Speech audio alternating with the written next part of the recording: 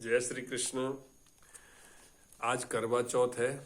करवा चौथ का व्रत लोकोपचार की रीति से तो सभी करते हैं, लेकिन क्या कहीं करवा चौथ या कर की चतुर्थी इसके व्रत की शास्त्र में किसी में वर्णन है? जी हाँ, आइए आज जानते हैं कि शास्त्र के अनुसार करवा चौथ कैसे मनाएं। वामन पुराण में इसका वर्णन आया है। इसमें लिखा गया है कि ये कार्तिक कृष्ण की चंद्रोदय व्यापिनी चतुर्थी को किया जाता है, अर्थात आज के दिन जब चंद्रमा उदय होंगे उस समय पे अगर चतुर्थी होती है तो ये करवा चौथ व्रत मनाया जाता है। अगर ये 2 दिन हो जाए तो उस दिन मात्र वृद्धा प्रशस्यते, अच्छा जो पहली वाली चतुर्थी को लेना चाहिए।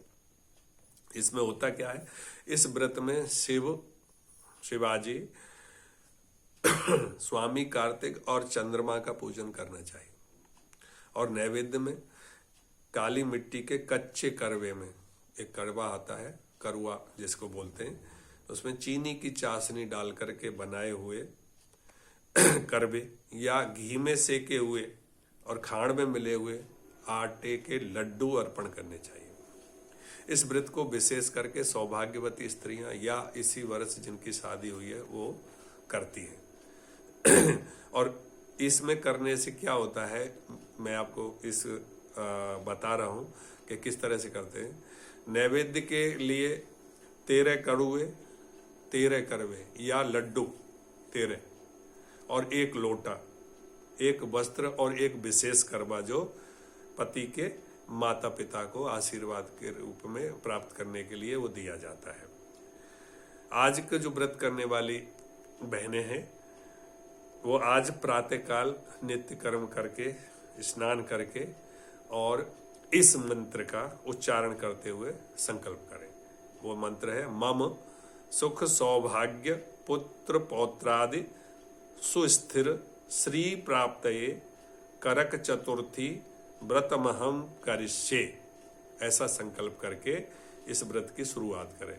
ये संकल्प का मंत्र मैंने नीचे डिस्क्रिप्शन में लिख दिया है, आप वहां से पढ़ करके ये संकल्प कर सकते हैं। इतना संकल्प करके नहा धो तो लिए ही हैं, नहा धो करके ये संकल्प करें। संकल्प करने के बाद बालू या सफेद मिट्टी की एक वेदी बनाए जहाँ पे आपको पूजन करना है शाम को, वो वेदी की मिट्टी यहाँ पे बना दे और बना करके उसके ऊपर एक पीपल की डाली उसमें गाड़ दे, पीपल का पेड़ मतलब एक तरह से, और उस डाली के नीचे शिव पार्वती और षणमुख मतलब कार्तिकेय जी की मूर्ति या चित्र स्थापित कर ले।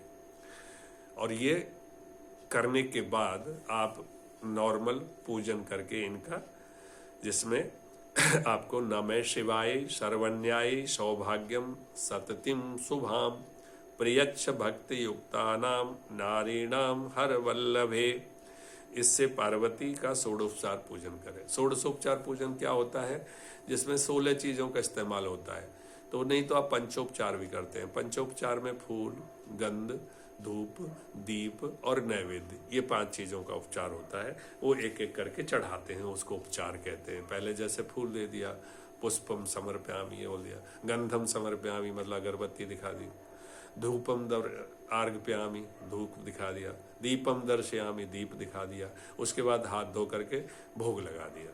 ये हो गया नैवेद्यम समर्पयामि, और फिर उसके बाद जल का आचमन करा दिया। ये हो गया पंचोपचार पूजन। बहुत सरल होता है, हम समझते नहीं हैं कि पता नहीं क्या होता है। और ब्राह्मण को बुला करके अगर कराएं तो और अच्छा होगा, उसको दक्षिणा दें उसके बाद।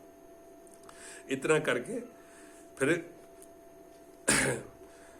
ओम षणमुखाय नमः, इससे कार्तिकेय भगवान का पूजन करके नैवेद्य और जो पकवान बनाए उनको एकत्रित करें और शाम के टाइम में यही पूजन चंद्रोदय के टाइम में करके और ब्राह्मण को भोजन करा के और दक्षिणा दे करके चंद्रमा को अर्घ दे और फिर भोजन करें। इसकी कथा का सार है, आप कथा भी है इसकी, कि शाक प्रस्थपुर के वेद धर्मा ब्राह्मण की विवाहिता पुत्री वीरवती ने करक चतुर्थी व्रत किया था। नियम यह था कि चंद्रोदय के बाद भोजन करना है, जैसा कि मैंने अभी इसमें नियम में बताया, परंतु उससे भूख नहीं सही गई और वह व्याकुल हो गई। तो उनके भाइयों ने देखा कि इसकी हालत खराब हो रही है, तो ये वैसे व्रत करेगी नहीं और बिना खाए ये मर जाएगी। तो ऐसा सुन करके उसके भाइयों ने पीपल की आड़ में, पीपल का पेड़ था वहां पर, उसकी आड़ में जा करके आग जलाई और आग जला करके उसके सामने सुंदर प्रकाश फैला करके और एक चलनी लगा करके और उनको दिखा दिया दूसरे भाइयों ने कि देखो चंद्रोदय उदय हो गया। वो देख करके वीरवती ने भोजन कर लिया। उसका परिणाम ये हुआ कि उसका पति तत्काल मतलब मृत्यु को प्राप्त हो गया। उसके बाद उस वीरवती ने 12 महीने तक ये प्रत्येक चतुर्थी व्रत किया, तब उसका पति पुनः जीवित हुआ। ऐसा इस कथा का सार है जो कि इसके समय पे कही जाती है। तो ये कथा का श्रवण करने के बाद ही भोजन करें और चंद्रमा को अर्घ्य दें, पति का आशीर्वाद लें।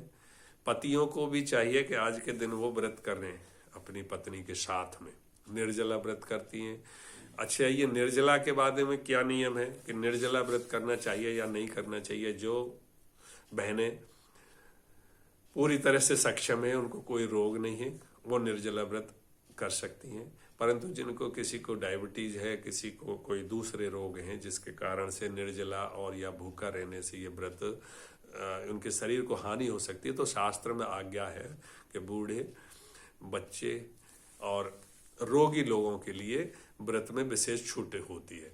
तो उसमें वो अपने सुविधा अनुसार एक समय का भोजन या अल्पाहार या फलाहार या केवल पानी पर रह करके वो अपने नियम के अनुसार माताएं बहनें ये व्रत कर सकती हैं। ऐसा करने से उनको वही फल की प्राप्ति होती है जो निर्जला करने वालों को होती है। और व्रतों में मुख्यतः श्रद्धा का होना बहुत जरूरी है। नियम श्रद्धा के बाद आते हैं। नियम आप पूरी तरह से करें लेकिन श्रद्धा आपकी कम हो तो उतना फल उसमें नहीं मिलता है। श्रद्धा आपकी पूरी तरह से हो, नियम आपको जाने अनजाने में सही तरह से नहीं हुए हैं तो आपको पूर्ण फल मिलता है, ये निश्चित है। लेकिन मेरा आग्रह रहेगा कि किसी योग्य ब्राह्मण को बुला करके करक चतुर्थी के व्रत का पूजन कराएं, जिसमें शिव, पार्वती और कार्तिकेय जी का पूजन पूरी तरह से विधि विधान से करें और उसके बाद चंद्रोदय होने पर अर्घ दे करके और ब्राह्मण को भोजन करा के दक्षिण दे करके खुद और अपने पति और अपने परिवार वालों के साथ भोजन करें।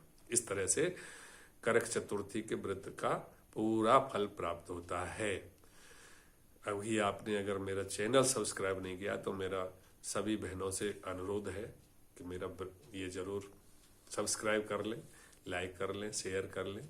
और भी मैं सभी व्रतों की पूरी तरह से शास्त्र के साथ विधि का वर्णन करता रहूंगा। आगे जितने भी व्रत महीने में पड़ते हैं उसके ऊपर आपको एक वीडियो अवश्य देखने को मिलेगा। जय श्री कृष्ण।